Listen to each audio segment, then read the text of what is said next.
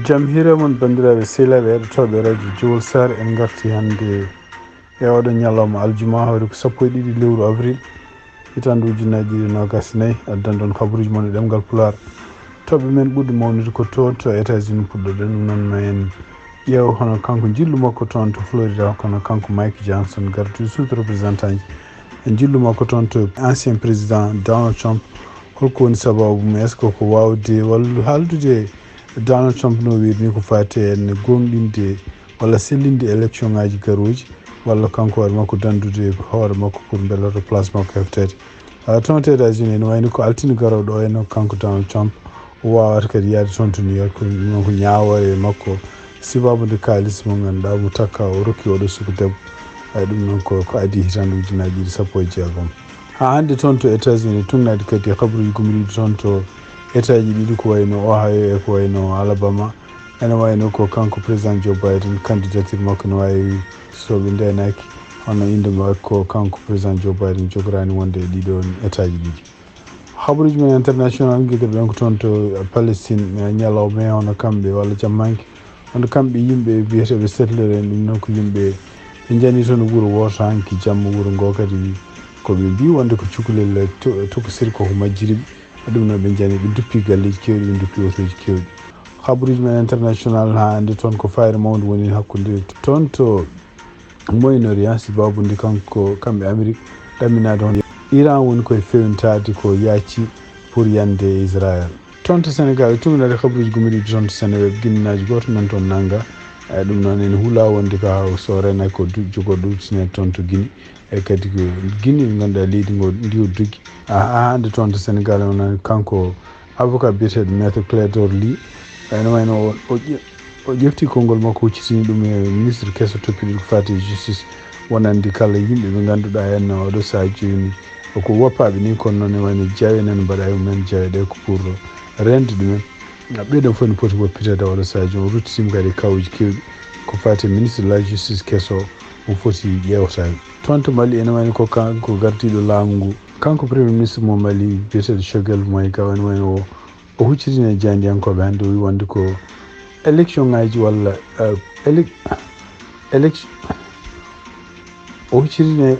ɗum noon ko taw huccitini e jandiyankoɓe o wi wonde ko woteji toon to Mali mbawata wonde illa so tawi leydi ndi deeƴi e leydi ndi kadi haareji natti wonde toon ɗum noon ne wayno ko kanko waɗa makko haali wi wonde ko oɗo saaha joni yimɓe doganoɓe woteji mbatton to Mali ɓe ko yimɓe kañumen koye men ko kañumen gonno yimɓe ɓe jiiɗa leydi Mali.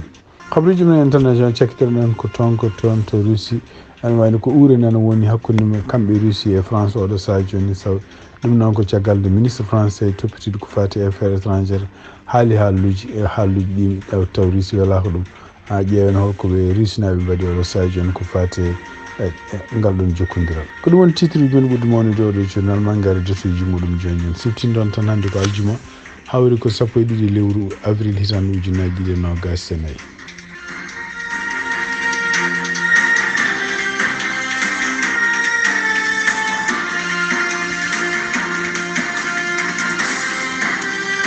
bandiraɓe sehilaɓe heɗotoɓe radio Jowol Sar e jaam hiire mum mbiɗen ni hande ko aljuma hawri ko 12 lewru avril hitande ujunnaji 2024. Habaruji men toon to États-Unis hono kanko Mike Johnson o ñalli hande ko toon to Florida ɗum noon o ñaldi koye ancien président Donald Trump yaaduma ko toon noon ene wayno kanko no wirini o yaari toon ko kanko e Donald Trump beele ɓe mbawa fewjude gueɗe ɗe ganduɗa noɓe ndentiri walla no élection ngaji garoji holno mbawete hisirde ɗum noon ene wayno ko kanko Mike Johnson ɗum noon ene wayno ko kanko Mike Johnson e kanko kadi Donald Trump eɓe continue haalde ɓe oɗo saaha joni ɓe mbi wonde ko peeje ɗe mbaɗa ɗe foof ko hadde yimɓe ɓe ganduɗa taw wona joguiɓe wonɓe citoyen ji walla jeeyaɓe ɗo e ley États-Unis wodde e woteji bawɗi wonde foof ɗum noon kadi ko hunde nde ganduɗa hen ɓe mbaɗa dokkani preuve aji mum est ce que ɗum meeɗi wadde kono noon ko tuuma tan ene wayno ko kanko nawnomo toon ko ɓeydade beele ɓeydade jogade doole wawde dandude place makko toon to sous représentant ji siftinton tan ko oɗo dumunde fof hono kanko biyeteɗo Marjorie Taylor jeeyaɗo toon to Georgia e wayno ko continue wiide wonde ko mawo wat peeje fof haw itta Mike Johnson e liggey muɗum walla jonde muɗum pour ardade suudu représentant ɗum noon ko takki ɗum o wi wonde ko liggey muɗum ene wayni ko wawi jotodirde démocrate en no fewi surtout fadde won facture aji won beele ne ɓenna e kadi o wiide ɗum wonde ko Mike Johnson en jogui ha hande anni hawnaki ma wallodira démocrate en pour ha mbawa signinde facture goto taw balle ko fate taw oɗon facture ne waɗi balle kalis kewɗe ko fatuɗe e ballude Ukraine pour haare mum nde woni oɗo saha joni hakkude muɗum e Russie ko wawi wonde fof ene wayno ko kanko Mike Johnson kadi siftinde on tan ko neɗɗo supporter Donald Trump e kadi nder haareji hitande ujunaji ɗiɗi e nogas surtout woteji pour salade woteji bannoɗi e États-Unis kanko hoore makko o joui hen rôle baɗɗo fayida e ɗum noon kadi ene wayno ko mun continue hande ɗo woni ɗo henna ko yimɓe ɓe ganduɗa wiyeteɓe saliɓe résultat ji woteji tan ujunaji ɗiɗi nogas pour wiide wonde ko président Joe Biden kañum gañino ɗin woteji hande ko fati woteji garoji ɗum noon koye mois de novembre hono kamɓe démocrate ene wayno ɓe keeɓi dentinali ɗiɗi gummiɗi toon to état ji ko wayno Ohio e ko wayno Alabama ɗiɗon e dentinali noon ko wiide wonde ko ane wayno ko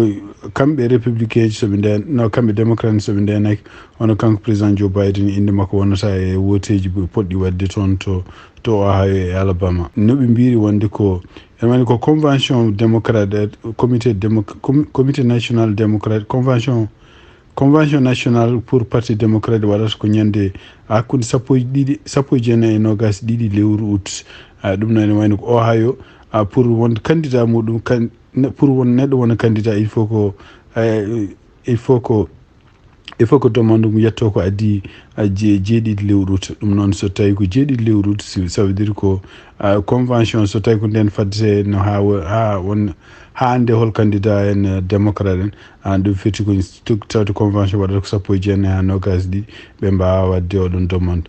toon to Alabama kadi ene wayno ko Alabama kañum hoore mum date candidat ji poti déposé dossier ji muɗum foti wonde ko hakkude ko addi sappo e joyi août ɗum noon firti wonde ko kamɓe démocrate il faut koɓe ƴeewa peeje no mbaɗiri soit ɓe mbaɗa ko wiyete en kalde démocrate en e républicain ji wonɓe ɗiɗo état ji pour beele ɓe jogo ko wiyete yamirore provisoire walla kamɓe koye maɓe dirtin convention pour wasa waɗede sappo e jeenayi waɗe ko addi ɗum ɗon ene wayno so tawi waɗaka ko addi ɗum ɗon firti wonde ko ɗiɗo état ji ɗiɗi kamɓe démocrate en jogora ko candidat so tawi ko Joe Biden suɓa wawata inde mo wawande ɗiɗo état ji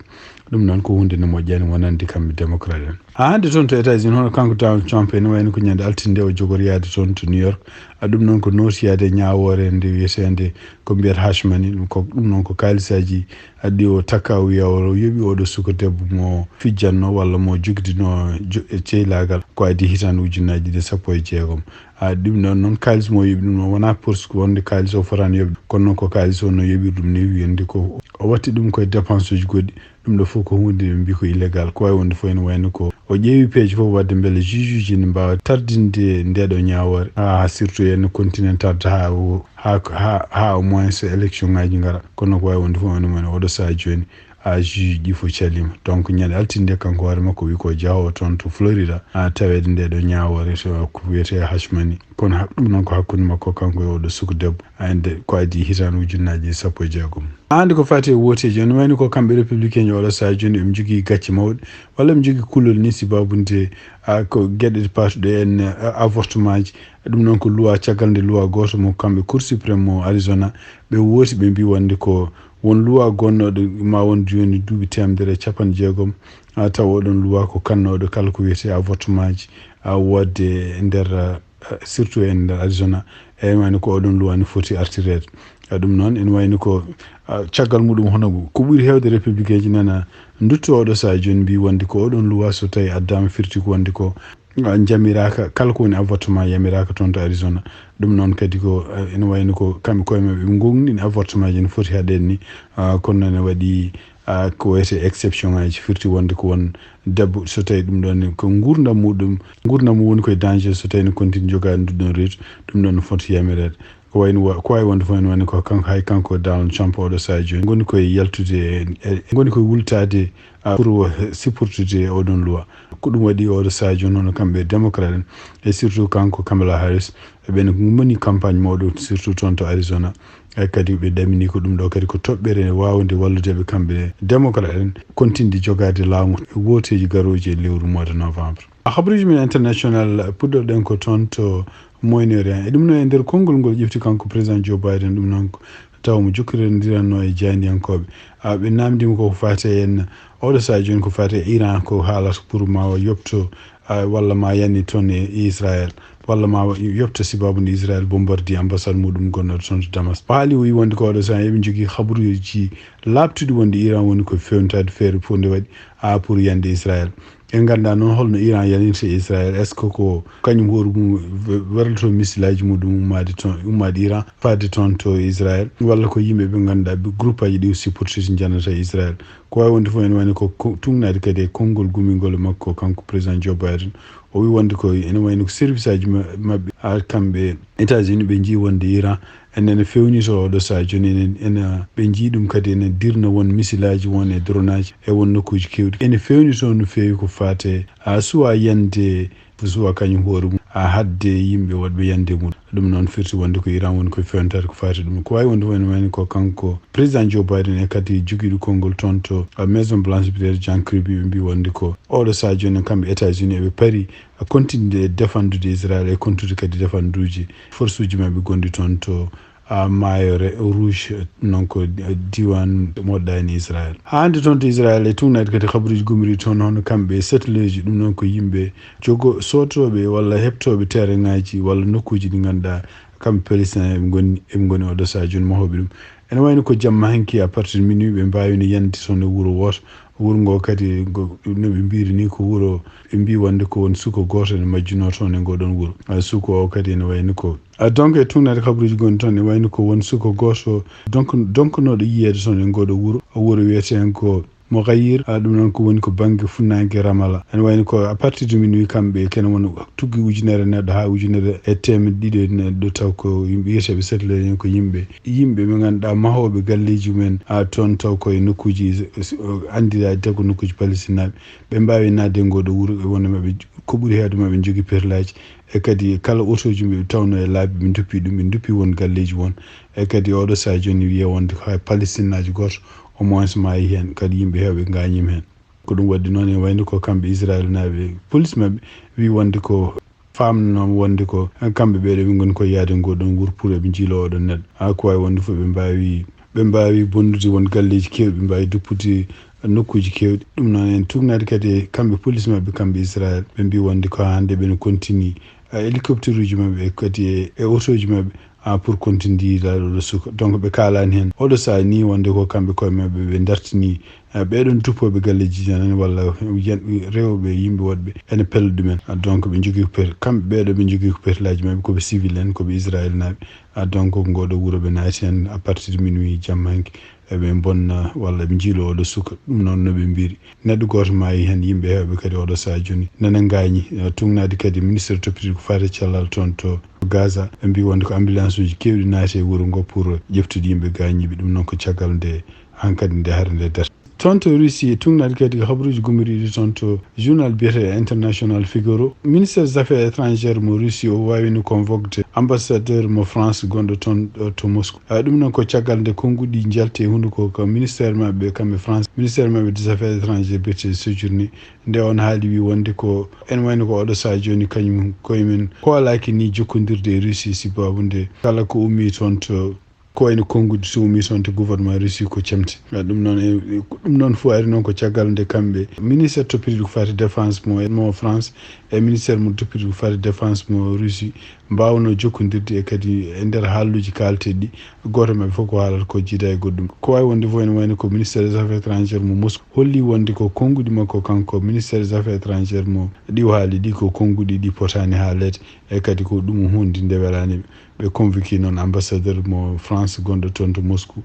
pour yo ar heeɗo wonde kamɓe koye mabɓe ɓe beelaka haalluji ministre français des affaires étrangères haalidi ɗum no firti tan ko ɓuri kadi wonnonde ɗon gila oɗo dumunu fof caggal nde kamɓe France ɓe tuuma walla Russie takkiɓe wonde ko militaire uji mabɓe nana toon to Ukraine ene balla Ukraine haɓede e caggal nde kamɓe koye mabɓe kamɓe ko France kadi e nder konngol makko kanko Emmanuel Macron wi wonde ko a wasara nde waɗi wonde ko France kañum hoore mum fedditi neldude militaire uji mum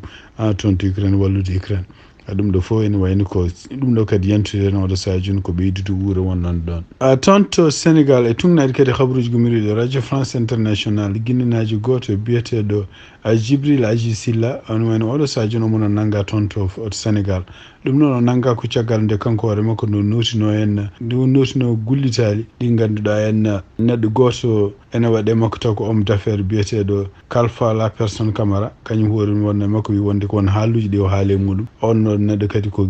homme d'affaires guinenaji wi wonde ko won haaluji ɗi o haale mum ko haaluji ɗi gona gonga e ɗum noon e wayno ko caggal nde o noosi toon to tribunal ene wayno procureur mo oɗon tribunal tawimo walla juge o tawimo wonde ko kanko hoore makko naati leydi Sénégal ko ñande 9 lewru février hande ujunnaji ɗi e nogasi ko ene wayno kadi naatgol makko toon to Sénégal o naati ko ala permission pour naatde toon ɗum ko mbiyata séjour ko wawi wonde fof ene wayno ko ɗum woni oɗon juge yamirimo yo soke pour wonde haw justifié holko woni gonal makko toon to Sénégal kanko noon o haali wonde ko kille nde o naati Sénégal nde ene wayno kanko hoore makko o ɗaɓɓude sornade toon to Sénégal ɗum noon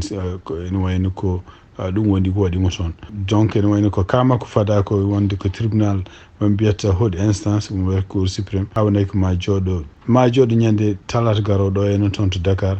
pour ƴeewde ko fate ka makko hawnaki ɓeɗon so tawi dokkanimo chance heddade Sénégal kanko hoore makko ko nartete toon to Guinée kanko noon ko neɗɗo lundiɗo laamu Guinée et surtout kadi ko neɗɗo blogueur ko critique o no fewi surtout eno colonel Mamadou Doumbia e laamu muɗum ɗum noon wayno ko oɗo saha joni ko jiileteɗo toon to Guinée donc so tawi o nawtirama toon to Guinée firti wonde ko gurdam makko woni koye danger hande toon to Sénégal hono kanko avocat biyeteɗo maître Ciré Clédor Ly ɗum noon donc siftini ɗon tan ko goto kadi gonnoɗo avocat ji Ousmane Sonko e nder konngudi ɗe o yaltini o hucciti ɗum e ministre Christ toppiriɗo ko fate justice biyeteɗo Ousmane Diagne o wi ɗum wonde ko oɗo saha joni kañum hoore mum ne foti liberde kala yimɓe ɓe ganduɗa en sokaɓe toon ko fate coggol men taw ko fate ɗum ɗoji politique ɗum noon ko événement ji bannoɗo guila hitande ujunnaji ɗiɗi e nogas ko o wi surtout kadi tawde amnesty o ene waɗama o limti hen noon kawuji kewɗi surtout kawuji ɗi en o limti hen yimɓe ɓe ganduɗa oɗo saha joni ene goppani kono ene wayno ene jawe électronique e mbaɗa mumen o wi ɗum ɗo fof no foti ittede o haali hen kadi taw ko dossier ji men ko ɓooyɗi ne jooɗi ɗon o wi wonde ɗum ɗo fof kone foti ƴewtede o huccitini oɗo ministre gueɗe kewɗe nde ganduɗa taw ko no wiiri ni ene wayno koye régime Macky Sall wonno ɗum kadi ko hunde nde gasano donc on foti oɗo ministre kesso gasno ɗum ko yaaci kadi woppa ɓeeɗo yimɓe nangganoɓe sibabunde takkama mbiyama mbaɗi seppoji walla cokama sibabunde wonko kaali gueɗe mbaɗe noon habaruji men international cakkitorɗen ko toon to Mali e tungnaɗe konngol gomingol toon to kanko premier ministre mo Mali biyeteɗo Choguel Koloban Maïga o haali o wi wonde ko laamu militaire uji goni toon ko Mali oɗo saha joni ene wayno ko jogorani yamirde woteji yo mbaɗe toon to Mali illande leydi ndideji ɗum noon ko jabade konngudi yimɓe jaydiyankoɓe haalanoɓe horon holde woteji mbaɗete toon par ce que en tungnade kadi goto fof ko haalata ko ñande 26 lewru mars ko nden wonno délai dokkonoɗo wonde ko kamɓe gouvernement militaire gonɗo toon mo Mali ma organise woteji pour artirde laamu ngu e juuɗe civil en e tungnade konngol makko noon o wi wonde ko kala yimɓe oɗo saha joni dogonoɓe walla wullitoɓe wonde ko woteji en poti waɗede toon to Mali pour beele laamu ne arta e juuɗe civil en o wi ɓeɗon fof ko yimɓe ɓe ganduɗa ko yimɓe añɓe gouvernement Mali ko añɓe kadi leydi Mali ɗum noon e wayno kanko Choguel Maïga o haali ɗum o wi wonde ko oɗo saha joni kanko hoore makko mo welti en parti ji politique ɗi pour ko kañumen koye men ko fof ko suspenda ko ene wayno ko leydi ndi deeƴani fuɗɗi deeƴde tan ko caggal nde kañum koye mabɓe jalti nati jokkodirde e France e yimɓe kadi e leydi mum e caggal muɗum kadi ene wayno ko nden kamɓe militaire uji Mali ɓe mbawi ko continude heɓtude won nokkuji kewɗi gonnoɗi toon to Mali taw ko yimɓe wadde boniyankoɓe gonnoto ko wawi wonde fof ene wayno ko wi wonno welti on woni d' accord kanko hoore makko e gouvernement militaire ko waɗi peeje ƴefti pour suspendude kala parti politique gonɗi toon parti politique gonnoɗi toon e kadi kanko hoore makko o wi o haali kadi o wi wonde ko leydi maɓɓe fuɗɗima dañde jaam caggal nde kañum hoore mum wawa continue jokkodiral muɗumen militaire egal hakkude muɗum e Russie. bandiraɓe sehilaɓe heɗotoɓe radio Jowol Sare ko ɗi kabaruji min jogon noon hannde e ɗemgal Pulaar oɗon ñalawma hannde aljuma 1 lewru avril hitande 2024 yen mbaaro jaam on jarama.